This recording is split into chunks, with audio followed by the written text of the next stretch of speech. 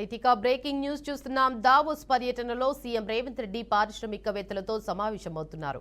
Hyderabad brand image ను world economic ఫోరంలో పలు దేశాల ప్రతినిధులతో తెలియపరిచారు. ఇక అందులో భాగంగా మొదటి రోజు ముఖ్యమంత్రి రేవంత్ అలోన్ స్టోఫెల్తో సీఎం సమావేశమయ్యారు. గూగుల్, ఫిలిప్స్, యూనిలివర్ వంటి టెక్ దిగ్గజ కంపెనీలతో పాటు యుఏఈ వంటి ప్రతినిధులతో భేటీ నిర్వహించి ఇన్నోవేషన్ స్టార్టప్ సహకారాలపై విస్తృతంగా చర్చించారు. సైబర్ సెక్యూరిటీ, స్టార్టప్లు, ట్రాఫిక్, వ్యవసాయం, వాతావరణ మార్పుల్లో సహకారం అందించేందుకు గూగుల్ ముందుకు రాగా యంగ్ ఇండియా స్కిల్ యూనివర్సిటీతో భాగస్వామ్యమయ్యేందుకు సౌదీ అరేబియాకు చెందిన ఎక్స్పర్టైజ్ సంస్థ ఆసక్తి కనబరించింది. సంస్థ president CEO Mohammed Asif Telangana rising ప్రతినిధి బృందంతో భేటీ అయ్యారు.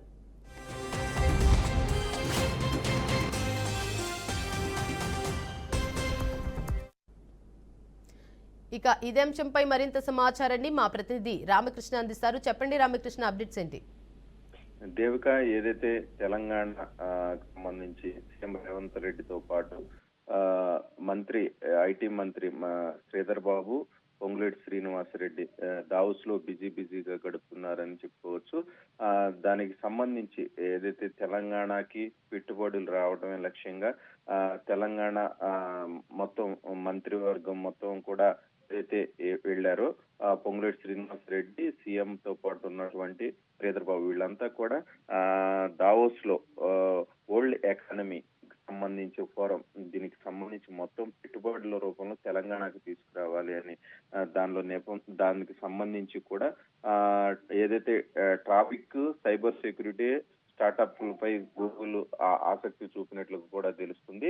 అందరికీ కూడా అక్కడ వచ్చినటువంటి ఏదైతే దిగ్గజ కంపెనీలు ఉన్నాయో ఐటీ కావచ్చు లేదంటే ఫార్మా ఇండస్ట్రీ, తెలంగాణ ఐటీతో పాటు ఫార్మా కూడా రెండు కూడా పెద్ద ఎత్తున విస్తరిస్తున్నాయి. సో 2047 గ్లోబల్ సమ్మిట్ అని ఈ మధ్య కాలంలో నిర్వహించాం.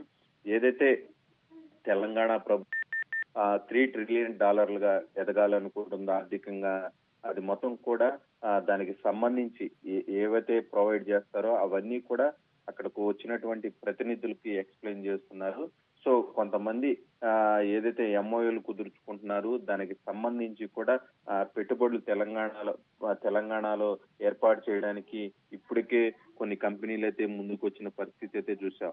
మెయిన్ గా ఏదైతే ఆర్టిఫిషియల్ ఇంటెలిజెన్స్ ఉందో, ఆర్టిఫిషియల్ ఇంటెలిజెన్స్ ఏఐ ద్వారా కొంత పౌర సరఫరాల శాఖకు సంబంధించి కూడా ఏఐని యూజ్ చేయడానికి దానికి సంబంధించిన సంస్థ కూడా తెలంగాణ ప్రభుత్వంతో ఎంఓయూలు కుదుర్చుకునే అవకాశం ఎక్కువగా కనిపిస్తుంది. మొత్తం మీద దావోస్ వేదిక పలు అంతర్జాతీయ సంస్థలు తెలంగాణ ప్రభుత్వానికి, తెలంగాణ రాష్ట్రానికి రావడానికి హామీ ఇచ్చినట్లుగా కూడా తెలుస్తుంది. మొత్తం మీద చూసుకున్నట్లయితే దీనికి సంబంధించి ఏదైతే పలు అంతర్జాతీయ సంస్థలు వివిధ రంగాల్లో తెలంగాణ ప్రభుత్వం కలిసి పని చేయడానికి రాష్ట్రం తమ కార్యాలయాలు ప్రారంభించడానికి ముందుకొచ్చాయి.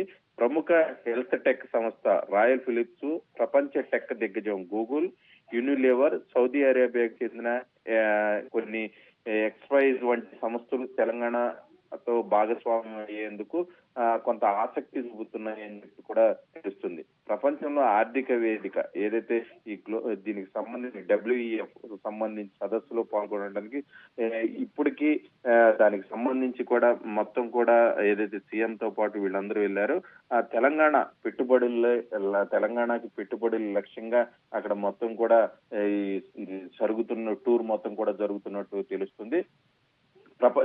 ప్రపంచానికి తెలంగాణలో ఏదైతే ల్యాండ్ అక్విజిషన్ 2047 గ్లోబల్ సమ్మిట్ లో కూడా ఏదైతే భారీ ఎత్తున 5.75 lakhs crores వరకు ఎంఓయూలు కుదిరినాయి. సో ఖచ్చితంగా మరిన్ని ఎంఓయూలు కుదురుతాయి. ఆ ఎంఓయూల ద్వారా కొంత తెలంగాణ ప్రాంతంలో ఉన్నటువంటి నిరుద్యోగ యువతలకు కూడా కొంత ఉద్యోగ అవకాశాలు ఎక్కువగా వస్తాయి. టెక్నికల్ గా కూడా కొంత ప్రభుత్వం కూడా ముందుకు వెళ్తుంది. ఏదైతే ఇప్పుడు టెక్నాలజీ ఉందో ప్రపంచంలో టెక్నాలజీని కూడా తెలంగాణకి తీసుకురావటం వల్ల కొంత వర్కింగ్ కూడా ఈజీగా ఉంటుంది. సో మొత్తం మీద చూసుకున్నట్లయితే దావోస్ పర్యటనలో భారీ ఎత్తున ఎంఓయూలు కుదుర్చుకునే అవకాశం కనిపిస్తుంది. ఈ రోజు ఇప్పటికే సీఎం పలు కార్యక్రమంలో కూడా అక్కడ పాల్గొన్నారు. సో పాల్గొని వాటికి సంబంధించిన సదస్సులో స్మార్ట్ ఫ్యాక్టరీలు, స్థిరమైన ఇంధన వ్యవస్థలు, ఏఐ ఆధారిత సేవలు, స్మార్ట్ సిటీ నిర్మాణంపై ప్రపంచవ్యాప్తంగా అమలవుతున్న ఉత్తమ విధానాలపై చర్చిస్తున్నారు. సో వీటన్నిటికి సంబంధించి ఏదైతే కొన్ని జర్మనీకి సంబంధించిన డిజిటల్ కంపెనీస్ కూడా మొత్తం కూడా భేటీ అవుతున్నట్టు కూడా తెలుస్తుంది. Thank you for the update Ramakrishna.